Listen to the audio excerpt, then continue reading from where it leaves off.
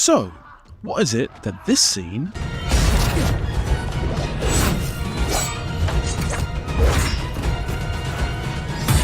and this scene have in common? And why does every great movie need it? This is Volume 9 in Bad Movie Fights versus Good Movie Fights. In Volume 8, we learned that a good fight can be elevated with reaction shots. Michelle Yeoh. And that Steven Seagal runs kind of funny.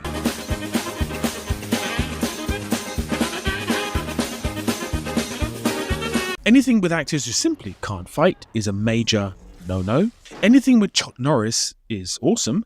If you come back in here, I'm gonna hit you with so many rights, you're gonna beg for a left. And remember, no gun fights allowed. Shit! I've been shot! I don't fucking believe this. Could everyone stop getting shot? So, let's do this.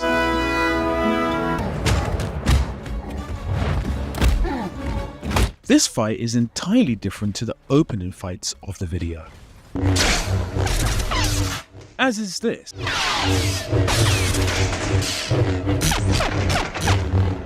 As is this. But this is completely the same. And so is this.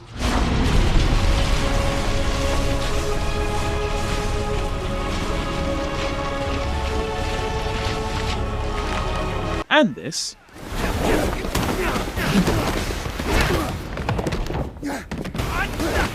So what is it that ties these scenes together? Let's finish this!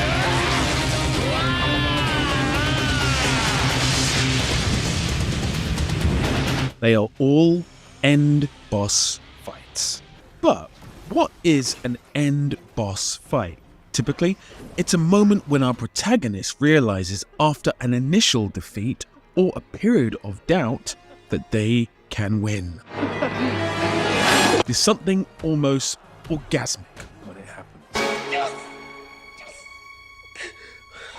It almost feels like we ourselves are powered up and pushed past adversity to our final glory. Most stories that feature a hero's journey feature this trope.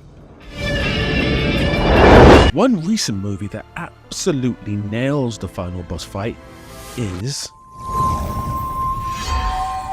Who's that? He's here for me. Now, why have I picked this fight scene? Firstly, the animation and the fight in here is top notch.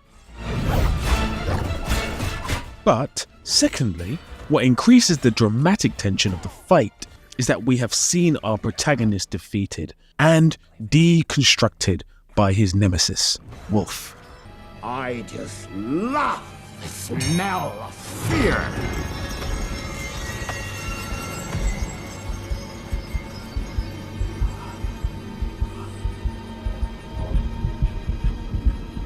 An encounter which has removed our character's sense of purpose and made him fearful of life itself. I've enjoyed the chase, Gato. But I think we've reached the end now, you and I. You gonna take the coward's way out? Run away to more lives? Or you gonna fight? So when we have this moment, What's the matter? Lives flashing before your eyes? No, just one. I'm done running.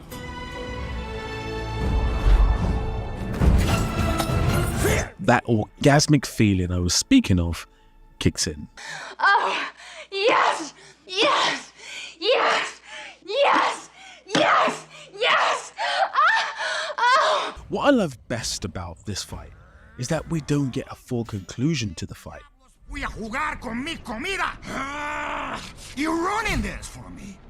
I came here for an arrogant little legend who thought he was immortal. Could he have beaten Wolf? It actually doesn't matter. It also doesn't demean or reduce the powerfulness of the antagonist, but instead we feel the true victory here was our protagonist gaining his strength back through the journey of the narrative, to the point where he's mentally strong enough to take on Wolf. That's the true victory. You know we will meet again, right? Sí. Hasta la muerte. The film that does something very similar is the 1976 Oscar-winning classic, Rocky.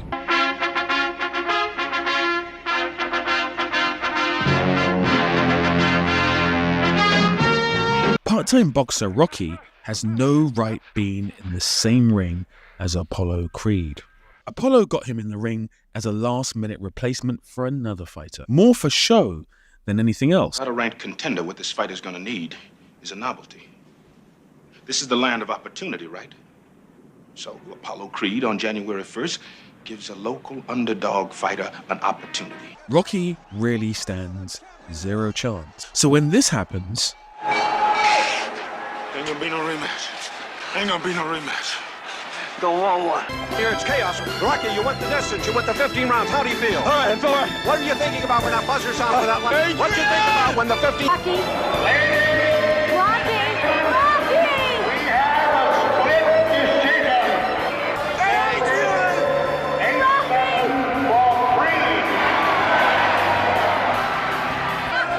Adrian! Rocky! Hey, where's your head? I love you!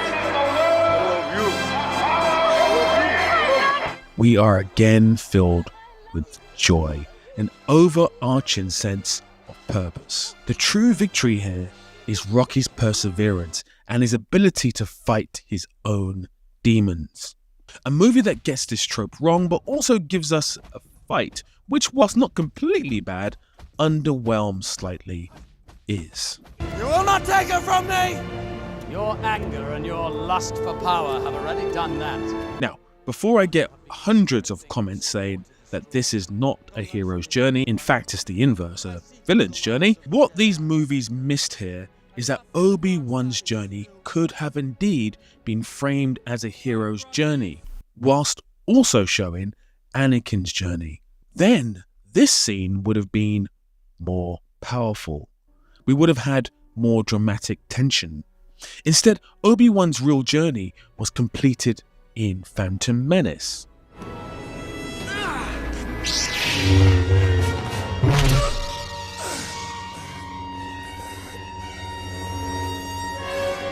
We'll try.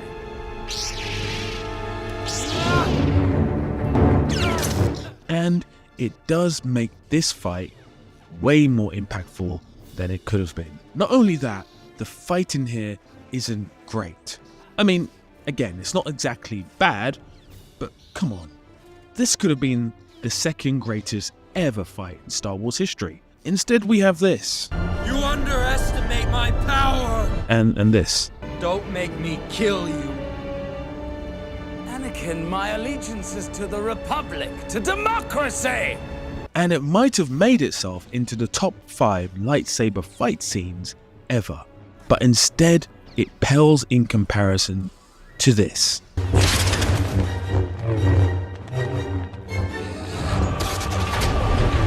And this.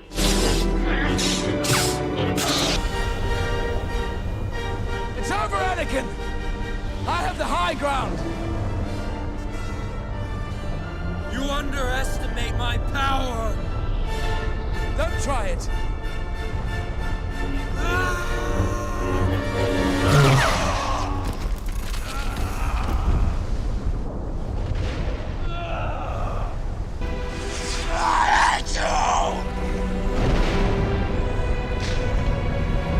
But at least it's better than this.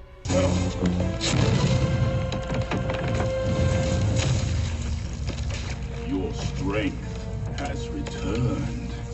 Oh God, make it stop.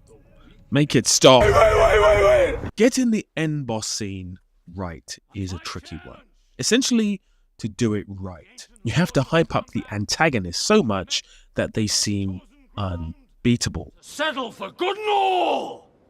Who holds sway over the 5 points? You should feel like there is no chance the protagonist can win. Rise to this fine land, or the foreign hordes defiling it.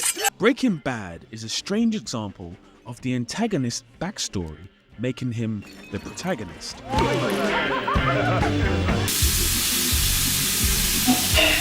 And having an on-screen journey so emotive that we now frame him as unbeatable, but we also empathize with him.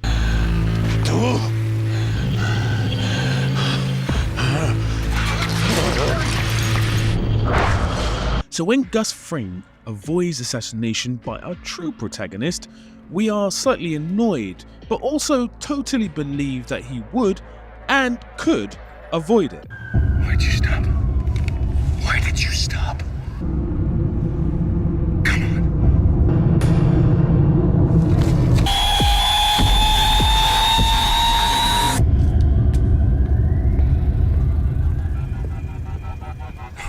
No, don't go. Meaning that our protagonist, which feels awkward to say because after all it is Walter White, Admit you're in danger.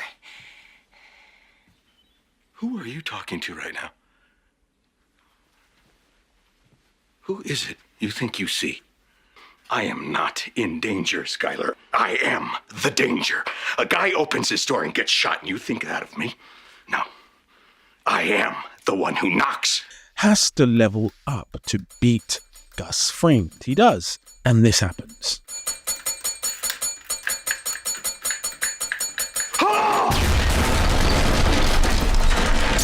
Even in defeat, our antagonist, who we've seen avoid, plot, craft, fight his way to the top, still seems like he's not beaten.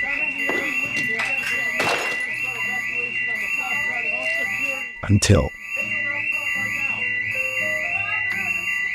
It could even be said that Jesse is a third protagonist and Walt is his antagonist, but that's a whole other rabbit hole.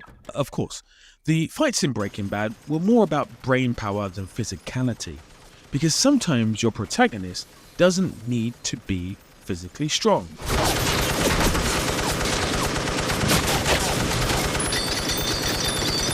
Back to the Future does something very similar, because yes, I guess in a roundabout way, Marty McFly is our protagonist. Hey, McFly! What do you think you're doing? Biff. Hey, I'm talking to you, McFly, you Irish bug. Oh, hey, Biff. Hey, guys, how are you doing? But really, the true change happens in his dad, George, Hello? Hello? Anybody? who was always a pushover, McFly thing. I gotta have to... and still is. Yeah, but you know, I figured since they weren't due till... Hello? Hello? Anybody home? Oh. Think, McFly. Right. Think. Until he reaches a fork in the road moment and realizes that this is the moment he needs to be strong.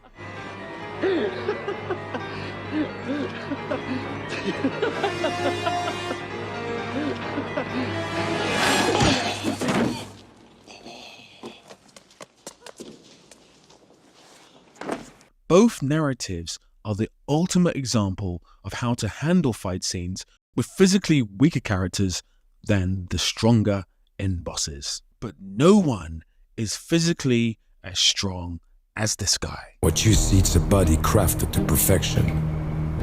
A pair of legs engineered to defy the laws of physics. And a mindset to master the most epic of splits. Now, if you're like me, you probably spent your childhood scraping together all the coins you had just to play this game.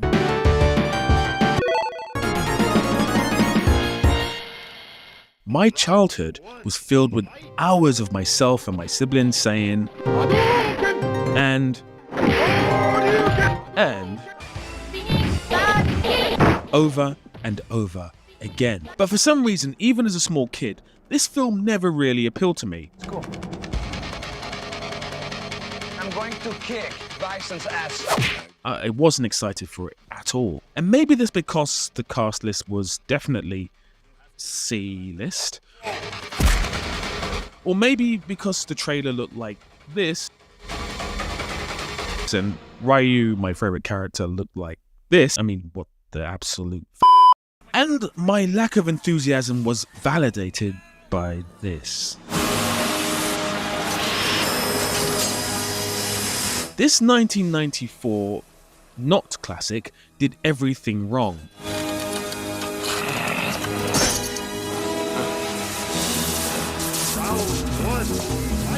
And this end boss scene is shockingly bad. The foam set, the cardboard backgrounds, Van Damme, a Belgian with a strong accent, playing a US Air Force sergeant. Next, I'll make you a dead one. And the fighting is absolutely woeful. Even Van Damme's kicks feel flat. Now, granted, the man was admittedly on cocaine during the making of this film. Clean about cleaning up. Late last year, the man known as the Muscles from Brussels checked himself into a California substance abuse clinic to kick some bad habits. When I was like on Bloodsport, my first movie, I was waiting for 10 years to make a film. I received my first job, Bloodsport. I wasn't able to sleep for the full shoot. And without knowing, I became addicted to sleeping pills. Sleeping pills eventually became only part of the problem. Van Damme also owns up to using cocaine in the past. But still. Additionally, if you know anything about the Street Fighter series, you'd ask why Guile is fighting M. Bison as the end boss scene. Well, easy answer, it's the two most well-known actors in the film fighting each other, which in terms of the Street Fighter narrative makes zero sense. But alas, we have this terrible fight. This is merely superconductor electromagnetism. Surely you've heard of it. It levitates bullet trains from Tokyo to Osaka. It levitates my desk, where I ride the saddle of the world. And it levitates me. That's the coolest fucking story I've ever heard in my entire life. That's insane. Can I hear it again? Do you have time? M. Bison, to me, is one of the greatest end bosses ever. When I think video game end bosses, I think of M. Bison. Again, if you played the game as a kid, getting to M. Bison was almost like a game over for you. He was unbeatable. However, I must note that Raul Julia hamming it up as M. Bison is fantastic. Time to pray to him. For I beheld. A role he performed whilst extremely sick. And this was ultimately one of his last films. And we have another triple Van Damme kick. So it ain't all bad.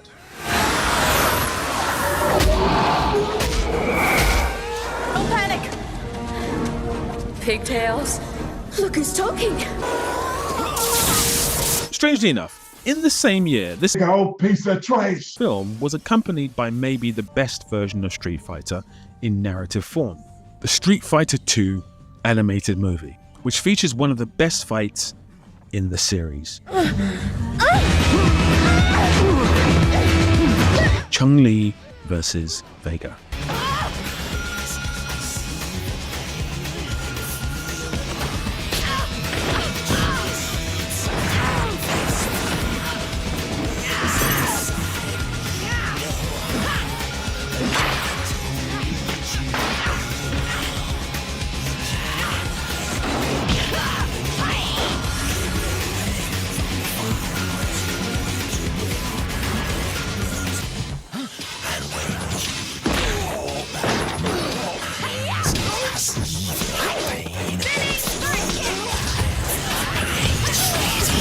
But I think we all know why people prefer this clip. I can never look at Chun-Li the same way again. However, its end boss scene is sensational.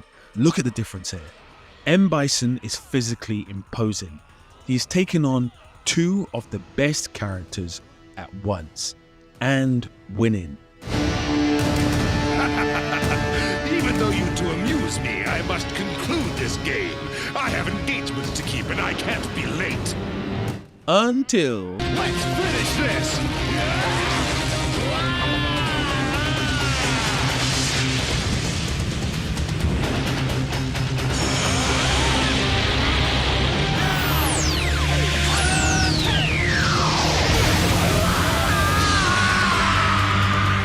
And as a little shout out, Street Fighter Assassin's Fist was a web and TV series cum movie that came out 20 years later in 2014 and is also fantastic. It stars this guy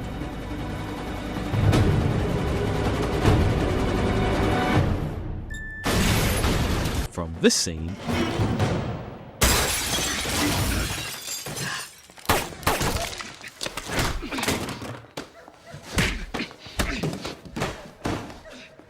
in The Bourne Ultimatum, and the director of photography did this.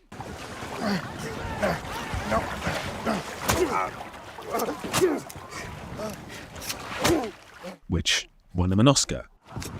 If you get a chance to check out Street Fighter's Assassin Fist, a low-budget street fighting gem, do so.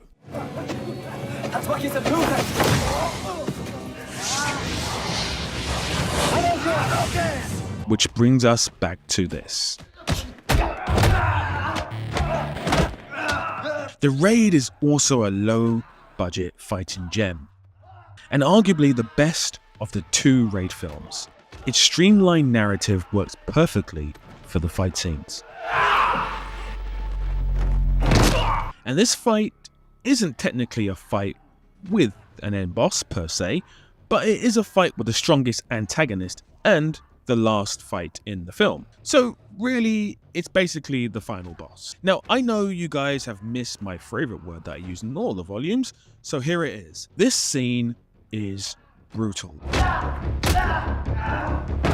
The Raid is almost like a video game. Our protagonist has to make it all the way to the top of the building to defeat the bad guy. And once he gets there, he has to save his brother, of which he is fighting alongside in the scene. Our antagonist, Mad Dog, seems invincible. Every time they think they have it beat, he pulls out another trick.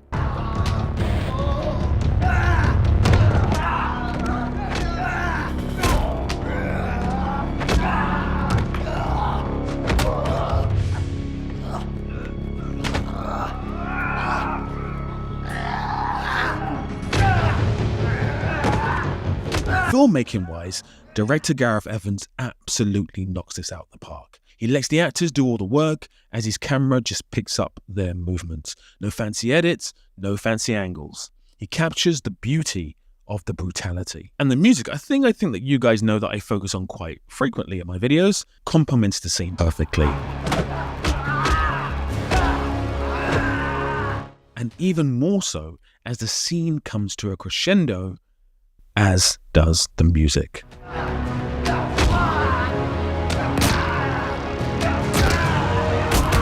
Superb fight choreography, brilliant direction, and an awesome end boss.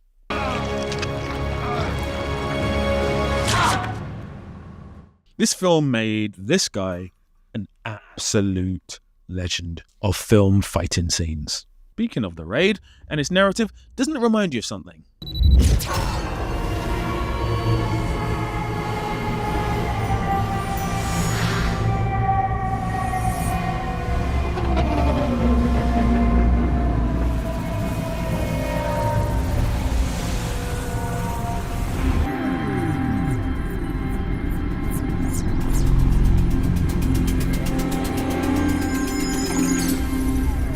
Now, of course, there are literally hundreds, if not thousands, of end boss scenes in cinema history.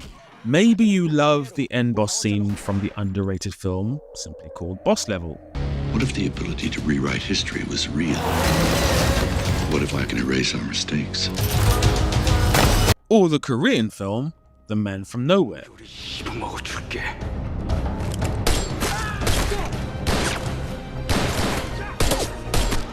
What end boss scenes are your favorites? Let me know in the comments. A massive thank you to all my new Patreons. You guys are incredible. If you'd like to become a patron for this channel, the link is in the description. You get all the videos in the series unedited without YouTube copyright jumping in, and you get to see every new episode before anyone else, as well as your name in the credits. As always, thank you guys for the suggestions and the comments. They are incredibly overwhelming, and I am reading them all, and I will try and get through each one of them over the series. However, as always, do suggest more films in the comments. As I said, I do read them, so I will feature the ones that I eventually pick out. Even if it's on an old volume that you just picked up on recently, comment on that as well, and I will read it. New volume coming next Sunday. please like this video, subscribe, and hit the notification button to be notified when the next volume is out. This has been Bad Movie Fights versus Good Movie Fights, Volume 9.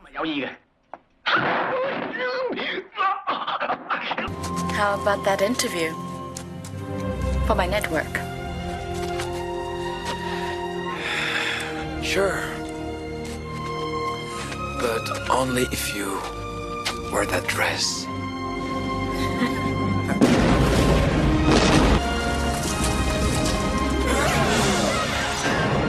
You big old piece of trash! Oh, no.